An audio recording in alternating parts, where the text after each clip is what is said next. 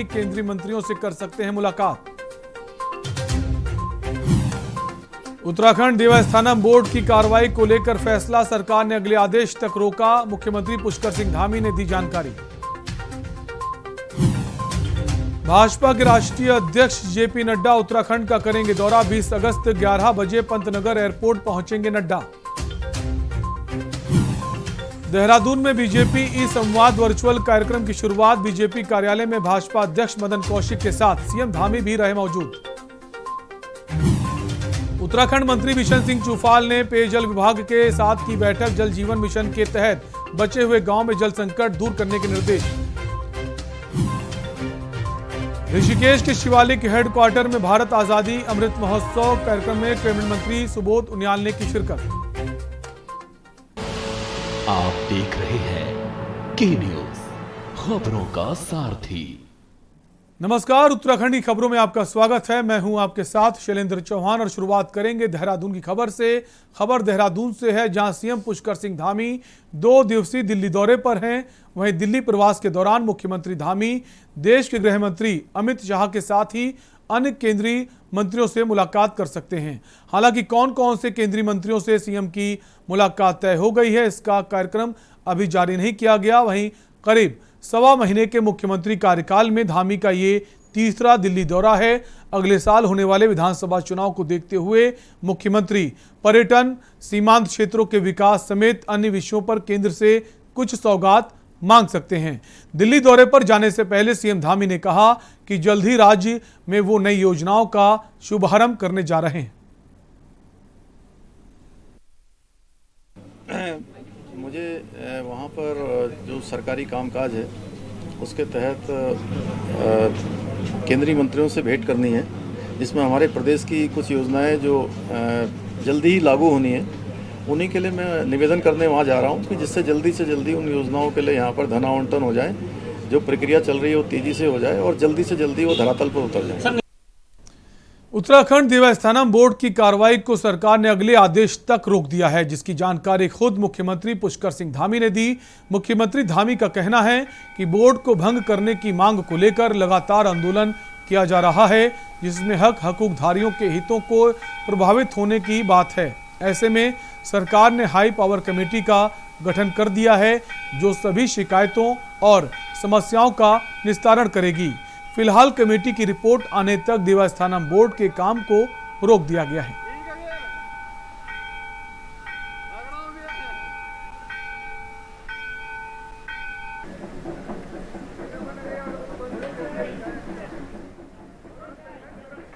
हमारा बिल्कुल कॉन्क्रीट जवाब है।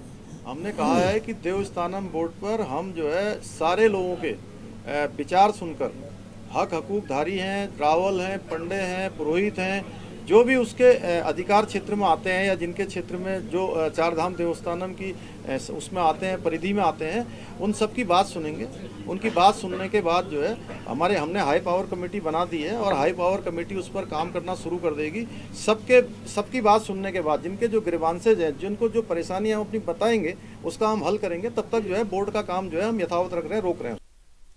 खबर देहरादून से है, जहां मुख्यमंत्री पुष्कर सिंह धामी ने वित्तीय विभाग की समीक्षा बैठक ली।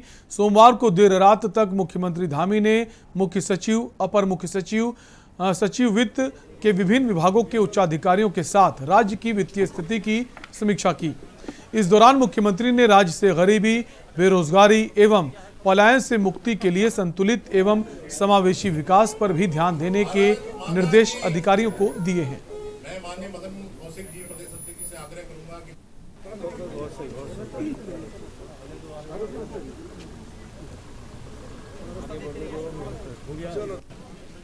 सीधे सीधे यही है, जो हमारी सरकार है वो नो पेंडेंसी के आधार पर काम करेगी और कोई भी काम जो है रुकना नहीं, कोई फाइल रुकनी नहीं है। जिस काम के लिए जिसका उत्तरदायित्व है वही उस काम को करेगा। उस काम को अगर पटवारी ने जिस काम को करना है तो पटवारी के द्वारा होगा, तहसीलदार के द्वारा जो काम होना है तहसीलदार के द्वारा होगा, और जिलाधिकारियों के माध्यम से जो काम होने हैं वो उन्हीं के माध्यम से होंगे। वो सरकार में यहाँ शासन तक नहीं पहुँचेंगे। अगर शासन तक पहुँचेंगे तो उनके लिए उनको उत्तरदायी बनाया जाएगा। ऋषिकेश के शिवालिक हेडक्वार्टर में भारत आजादी के अमृत महोत्सव कार्यक्रम का आयोजन किया गया। कार्यक्रम में कैबिनेट मंत्री सुबोध उनियाल ने शिरकत की। वहीं वीर शहीद सैनिकों के परिजनों को शौर्य पुरस्कार से सम्मानित किया गया। कैबिनेट मंत्री सुबोध उनियाल ने कहा कि जवानों के लिए पुरस्कार से बड़ा देश है। शहीदों के सर्वोच्च बलिदान से हम सुरक्षित हैं। मेरा ये मानना है कि इससे बहुत प्रोत्साहन मिलेगा। हम अपने वीर जो इस देश की सेवा करते हुए बॉर्डर रोड्स के, सीमा सड़क संगठन के और भारतीय सेना के जो न्यौछावर हो गए, जब उनकी गाथा हम यहाँ पे सब बच्चों को, आपने देखा अंदर एनसीसी के स्कूल के छात्र हैं, जब उनको उनके शौर्य पराक्रम की बातें पता चलेंगी।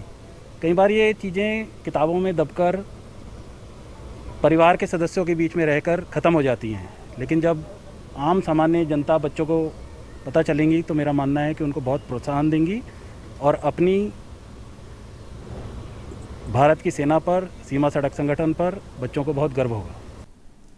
भाजपा प्रदेश कार्यालय में पार्टी ने अपने ई संवाद वर्चुअल कार्यक्रम की शुरुआत कर दी है। इस दौरान बीजेपी कार्यालय में भाजपा अध्यक्ष मदन कौशिक के साथ मुख्यमंत्री पुष्कर सिंह धामी भी मौजूद रहे।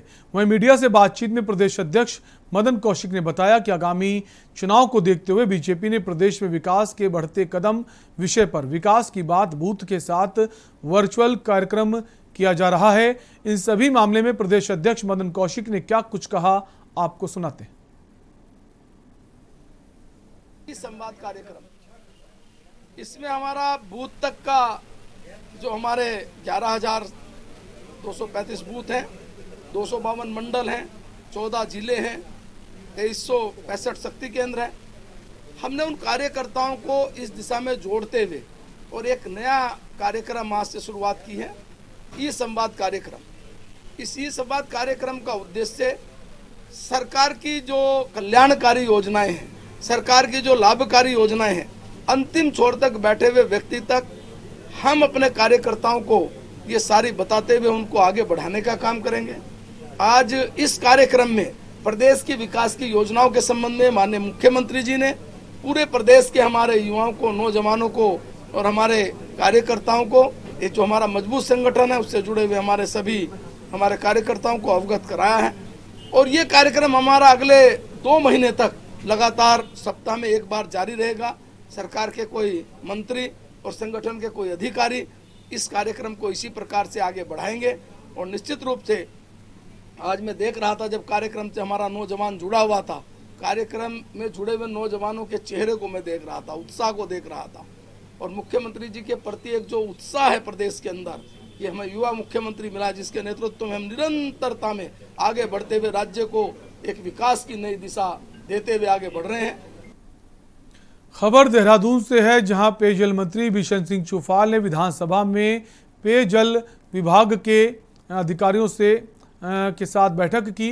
पेयजल मंत्री ने जल जीवन मिशन के तहत चलाई जाने वाली योजना के अतिरिक्त ग्राम पंचायत के माध्यम से पेयजल मद में योजना का उपयोग करने के निर्देश दिए। वहीं अधिकारियों को निर्देश दिए और बताया कि इस योजना के तहत ग्राम पंचायत के माध्यम से उन क्षेत्रों को चिन्हित कर लिया जाए जहां पेयजल की समस्या है। उन्होंने बताया कि पंचायत के माध्यम से इस कार्य के लिए लगभग 300 करोड़ रुपए का बजट का उपयोग किया जाएगा। साथ ही बैठक में कहा गया कि जल जीवन मिशन की योजनाओं से संबंधित डीपीआर अगस्त माह तक पूरी करने के निर्देश दिए गए हैं और टेंडर कराकर सितंबर तक कार्य प्रारंभ कर दिए जाएंगे।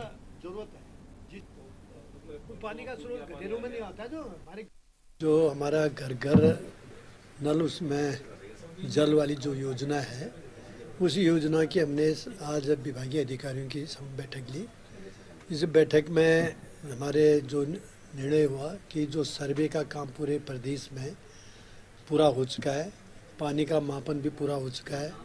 अब 1 महीने के अंतर्गत डीपीआर बनाने को कहा है। सारे विभागों को निर्देशित किया गया कि जितने भी हमारे जनपद स्तर पर डिवीज़न हैं, उन डिवीज़न के अधिकारियों को निर्देशित किया गया कि आप 1 महीने के अंतर्गत डीपीआर बनाकर शासन को प्रस्तुत करें। और यहाँ पर वक्त एक ब्रेक का है, फौरन लौटेंगे। आप देख रहे हैं के न्यूज़, खबरों का सारथी। कोरोना काल के मुश्किल दौर में स्वास्थ्य कर्मियों ने जान जोखिम में डालकर किया काम। उन्हीं स्वास्थ्य कर्मियों के लिए योजनाओं का ऐलान कर उत्तराखंड सरकार कर रही है उन्हें सलाम। मानव सेवा ही सबसे बड़ी सेवा के धर्म का पालन करते हुए उत्तराखंड के स्वास्थ्य कर्मियों ने 24 घंटे कार्य किया। स्वास्थ्य सेवाओं में उनके इसी अभिन्न योगदान के लिए उत्तराखंड सरकार ने स्वास्थ्य क्षेत्र में कार्यरत कर्मियों के लिए 205 करोड़ रुपए के प्रोत्साहन पैकेज की घोषणा की है, जिससे प्रदेश के लगभग 3,74,000 स्वास्थ्य क्षेत्र से जुड़े लोगों को मिलेगा लाभ। उत्तराखंड सरकार के इस प्रोत्साहन पैकेज में 5 महीने के लिए आशा एवं आंगनवाड़ी वर्करों को 2,000 रुपए प्रति माह प्रोत्साहन राशि प्रदान की जाएगी। स्वास्थ्य विभाग के ग्रुप सी एवं डी के कार्मिकों को 3,000 रुपए तथा चिकित्सकों को 10,000 रुपए की धनराशि प्रोत्साहन स्वरूप दी जाएगी, जिसके माध्यम से लगभग 61,000 कार्मिकों को लाभान्वित किया जाएगा। 1,120 आशा एवं आंगनवाड़ी वर्करों को डिजिटल युग में सरकार की योजनाओं को डिजिटली लोगों तक पहुंचाने के लिए एक टैबलेट प्रदान किया जाएगा।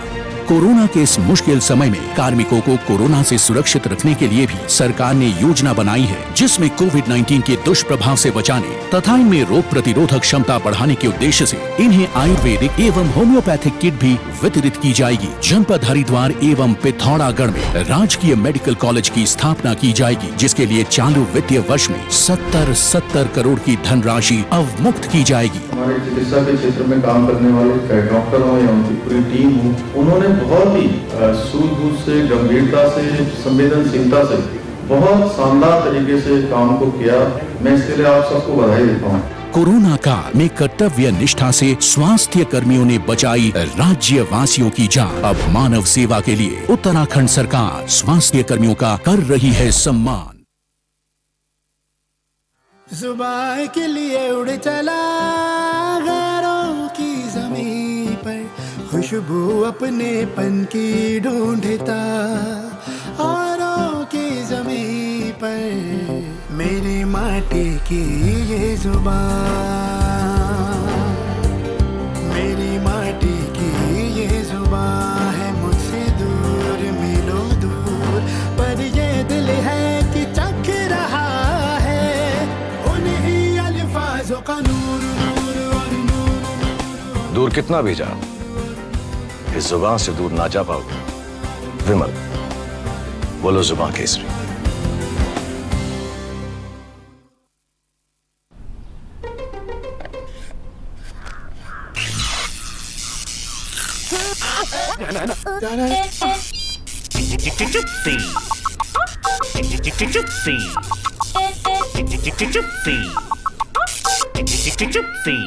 चिप्सीज, दोस्ती का नया फंडा। आप देख रहे हैं के न्यूज, खबरों का सारथी। ब्रेक के बाद आपका स्वागत है। प्रदेश के सीएम पुष्कर सिंह धामी का खानपुर दौरा तय हो गया है।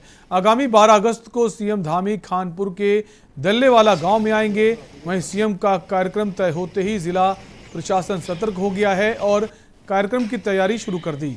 हरिद्वार के नवनियुक्त जिलाधिकारी विनय शंकर पांडे व एसएसपी सेंथिल अबुदेई कृष्णराज ने खानपुर पहुंचकर कार्यक्रम की तैयारियों का जायजा लिया। एसएसपी सेंथिल ने बताया कि सीएम के कार्यक्रम की सुरक्षा व्यवस्था की समीक्षा कर ली गई।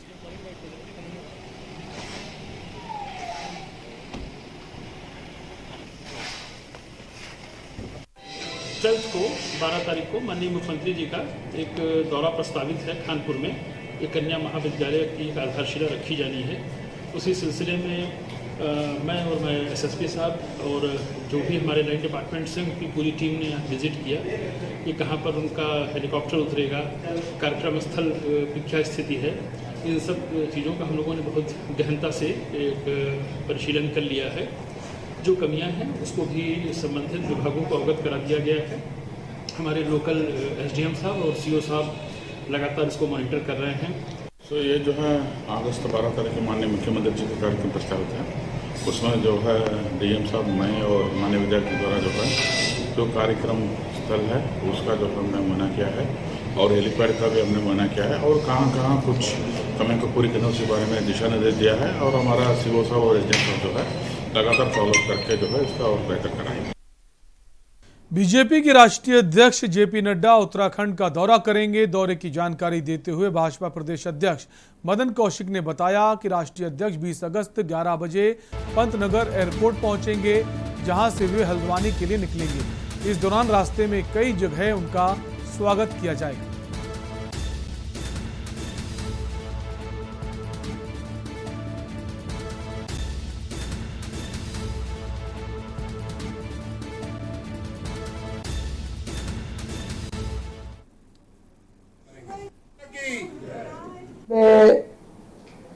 हमारे जनप्रतिनिधियों, विधायकों, सांसदों, मंत्रियों और मेयर हैं और हमारे ब्लॉक प्रमुख हैं, जिला पंचायत अध्यक्ष हैं, हमारी कोर कमेटी है, हमारी कार्यक्रम है, सैनिकों के साथ संवाद है, संतों के साथ आशीर्वाद का कार्यक्रम है। इस प्रकार के बड़े कार्यक्रम दस हैं और उनको अंतिम रूप दे रहे और मैं समझता हूँ कि वो लगभग फाइनल हो गया। हरेला पर्व की तर्ज पर पूर्व सीएम त्रिवेंद्र सिंह रावत ने प्रदेश भर में 1 लाख पौधे लगाने की मुहिम शुरू की है। इस क्रम में पूर्व मुख्यमंत्री त्रिवेंद्र सिंह रावत ने वृक्षारोपण कार्यक्रम में प्रतिभाग किया। अभी तक मेरे हिसाब से 50-60 हज़ार पौधा हमारा लग चुका है, जो हमने वन विभाग के माध्यम से उनसे आग्रह किया कि आप पीपल और बट के पेड़ लगाएं, क्योंकि उनके यहाँ सर्टेन परसेंटेज होता है इन पौधों को लगाने का। तो हमने कहा इसको बढ़ाइए आप। और अभी हमारे लगभग 18,000 पौधे हरिद्वार में लगने हैं। उसके अलावा जो विविध संस्थाएं हैं, पंजाबी महासभा है, उसके द्वारा भी हमने आग्रह किया था, तो उन्होंने भी गंगा के तटों पर पीपल और बट के वृक्षों का रोपण किया है। तो अभी अभियान हमारा 30 तारीख तक चलेगा और जो हमारा टारगेट है कि 1 लाख पौधे हम लगाएंगे, तो मुझे विश्वास है कि हम 1 लाख तक पहुंच जाएंगे। हाँ, कई जगहों पर जैसे पर्वतीय टेरेन है तो वहाँ पर पीपल और बट नहीं हो सकता ठंडे की वजह से, मौसम की विविधता की वजह से, तो वहाँ पर हमने अन्य प्रजातियों के भी वृक्षों का रोपण किया है। कुल मिलाकर टारगेट ये है कि 1 लाख पौधा हम जिनमें हम अधिसंख्य जो हमारे हों 80-90% वो बरगद और पीपल होगा। 2022 में होने वाले विधानसभा चुनाव में आम जनता के सामने तीसरा विकल्प बनने के लिए लगातार प्रयास कर रही आम आदमी पार्टी प्रदेश में केजरीवाल मॉडल को सामने रखकर जनता से अपने लिए समर्थन मांग रही है। पार्टी के प्रदेश अध्यक्ष SS कलेर ने प्रेस वार्ता कर अपने खटीमा विधानसभा में चुनाव प्रचार शुरू कर दिया है। जिला अध्यक्ष सरदार जसपाल सिंह ने मीडिया वार्ता में कहा कि 2022 के विधानसभा चुनाव को लेकर आम आदमी पार्टी ने 7 महीने पहले से तैयारी शुरू कर दी है। पार्टी के कार्यकर्ता लगातार घर घर जाकर आम जनता को पार्टी की रीति नीति के बारे में समझा रहे हैं। साथ ही जनता दिल्ली के केजरीवाल मॉडल को काफ़ी पसंद कर रही और उन्हें उम्मीद है कि पार्टी आने वाले विधानसभा चुनाव में राज्य में अपनी सरकार जरूर बनाएगी।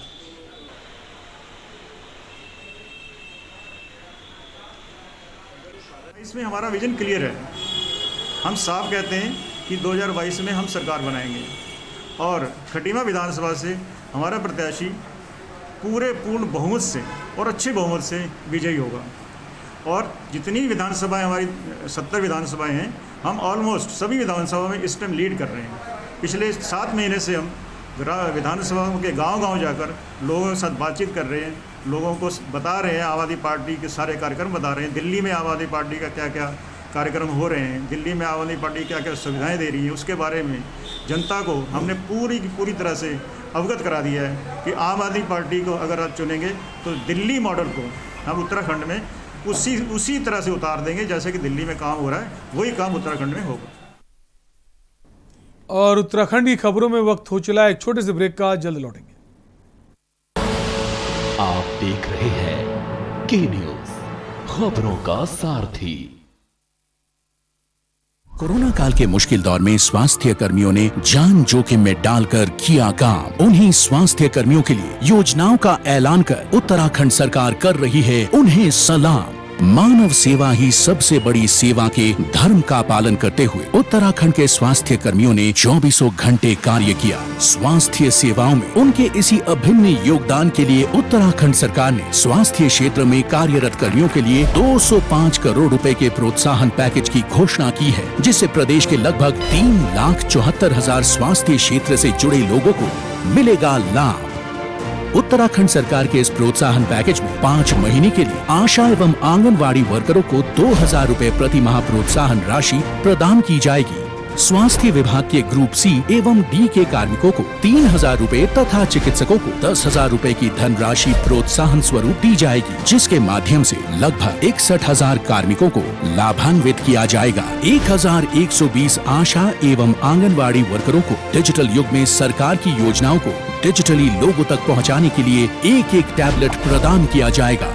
कोरोना के इस मुश्किल समय में कार्मिकों को कोरोना से सुरक्षित रखने के लिए भी सरकार ने योजना बनाई है, जिसमें कोविड-19 के दुष्प्रभाव से बचाने तथा इनमें रोग प्रतिरोधक क्षमता बढ़ाने के उद्देश्य से इन्हें आयुर्वेदिक एवं होम्योपैथिक किट भी वितरित की जाएगी। जनपद हरिद्वार एवं पिथौरागढ़ में राजकीय मेडिकल कॉलेज की स्थापना की जाएगी, जिसके लिए चालू वित्तीय वर्ष में 70 करोड़ की धनराशि अवमुक्त की जाएगी। हमारे चिकित्सा के क्षेत्र में काम करने वाले डॉक्टर हो या उनकी पूरी टीम हो, उन्होंने बहुत ही सूझबूझ से, गंभीरता से, संवेदनशीलता से बहुत शानदार तरीके से काम को किया। मैं इसके लिए आप सबको बधाई देता हूँ। कोरोना काल में कर्तव्य निष्ठा से स्वास्थ्य कर्मियों ने बचाई राज्यवासियों की जान। अब मानव सेवा के लिए उत्तराखंड सरकार स्वास्थ्य कर्मियों का कर रही है सम्मान। जुबान के लिए उड़ चला गैरों की ज़मीं पर, खुशबू अपने पन की ढूंढता। दूर कितना भी जाओ, इस जुबान से दूर ना जा पाओगे। विमल, बोलो जुबान केसरी। पिटारा वाली मूंग दाल मुझे भी मिलेगी? हाँ हाँ जरूर मिलेगी, लेकिन मुझे क्या मिलेगा? आज स्कूल में ऐसे कंपटीशन था, टॉपिक था your best gift in life. तो क्या लिखा? मॉम लिखा।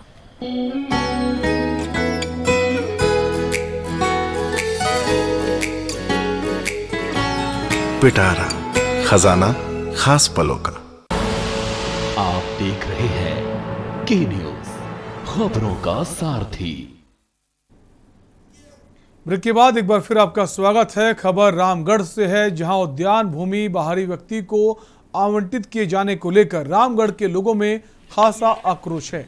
स्थानीय लोगों का आरोप है कि प्रदेश भर में सरकार भू कानून की बात कर रही है, तो वहीं रामगढ़ में जो मामला है इसके उलट है। उद्यान विभाग की ज़मीन एक बाहरी व्यक्ति जो कभी रामगढ़ का निवासी रहा ही नहीं, जिसकी जांच को लेकर आज उन्होंने जिलाधिकारी के नाम उप जिलाधिकारी को ज्ञापन सौंपकर आवंटन रद्द करने की मांग की है।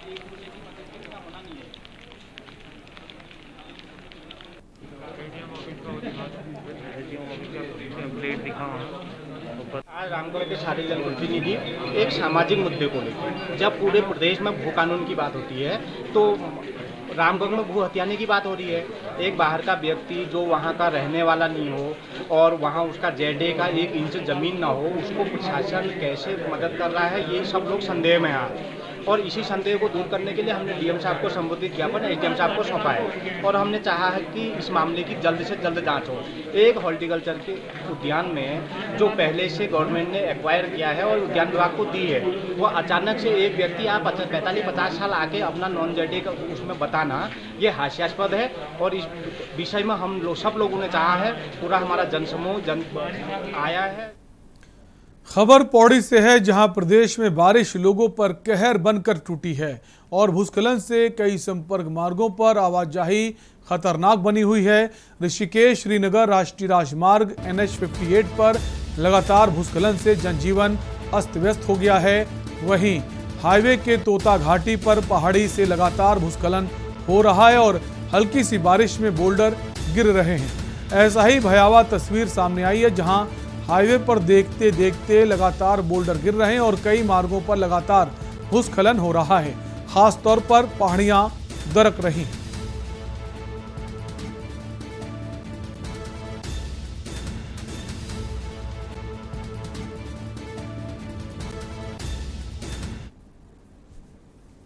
तोता घाटी में जो रास्ता बंद हुआ कब तक खुलने की उम्मीद है एस डी एम साहब? आज सुबह तोता घाटी में मलबा आने की वजह से रास्ते को बंद करना पड़ा है। इसके लिए ट्रैफिक को मलेथा से डाइवर्ट करा गया सो दैट कोई अनहोनी ना हो, कोई दुर्घटना ना हो, क्योंकि 1-2 हफ्ते पहले भी वहाँ पर दुर्घटना घटी थी। तो जब तक पूरा रास्ता कार्यदायी संस्था द्वारा क्लियर नहीं कर दिया जाता और यात्रियों के लिए सेफ़ नहीं हो जाता, उसको बंद रखा गया है। इसके लिए नीचे से आपको चंबा और टिहरी होते हुए ही लोगों को भेजा जा रहा है। जो रास्ते में लोग थे उनको गजा के माध्यम से निकाला गया, बाकी रेगुलर ट्रैफिक है उसको मिलेथा से। और उत्तराखंडी खबरों में भी के लिए आपसे लेंगे इजाजत। बने रहिए के न्यूज़ इंडिया के साथ। नमस्कार।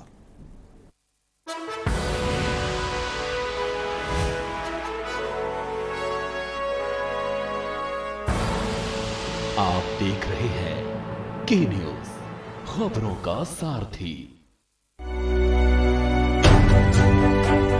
Banda paramedical college and nursing school Banda.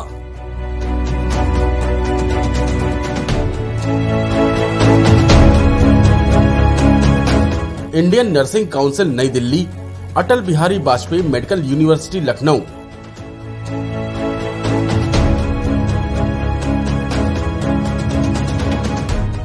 BSc nursing पाठ्यक्रम की अवधि 4 वर्ष, योग्यता इंटरमीडिएट साइंस बायो।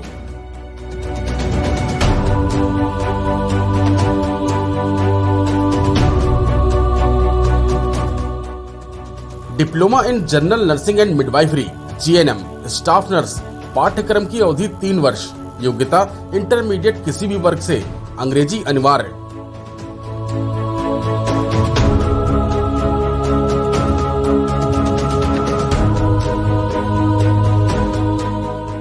महिला हेल्थ वर्कर एएनएम पाठ्यक्रम की अवधि 2 वर्ष, योग्यता इंटरमीडिएट किसी भी वर्ग से।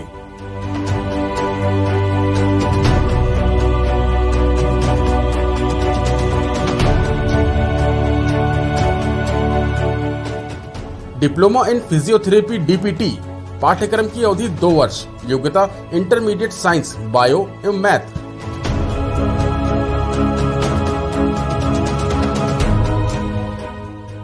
Certificate in baby nursing and child care पाठ्यक्रम की अवधि 6 माह, योग्यता हाई स्कूल पास। आधुनिक सुविधाओं से लैस हॉस्पिटल द्वारा छात्र छात्राओं को ट्रेनिंग।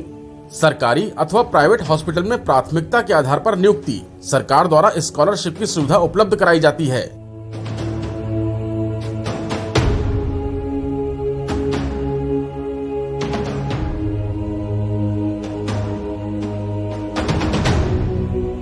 कॉलेज कैंपस तिंदवारा, नहर किनारे, नरैनी रोड, बांदा, उत्तर प्रदेश।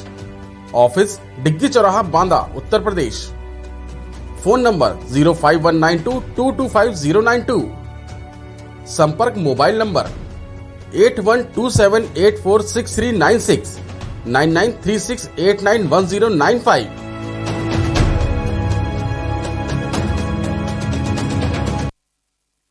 जुबान के लिए उड़ चला गैरों की ज़मीं पर, खुशबू अपने पन की ढूंढता औरों की ज़मीं पर। मेरी माटी की ये जुबान, मेरी माटी की ये जुबान है मुझसे दूर मीलों दूर, पर ये दिल है कि चख रहा है उन्हीं अल्फाजों का नूर नूर और नूर। दूर कितना भी जा, इस जुबान से दूर ना जा पाओगे। विमल, बोलो जुबान केसरी।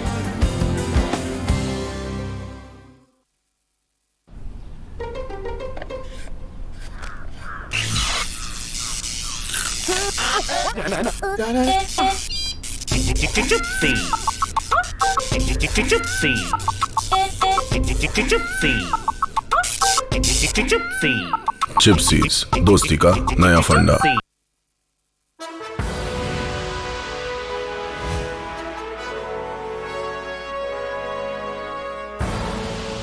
आप देख रहे हैं के न्यूज़, खबरों का सारथी।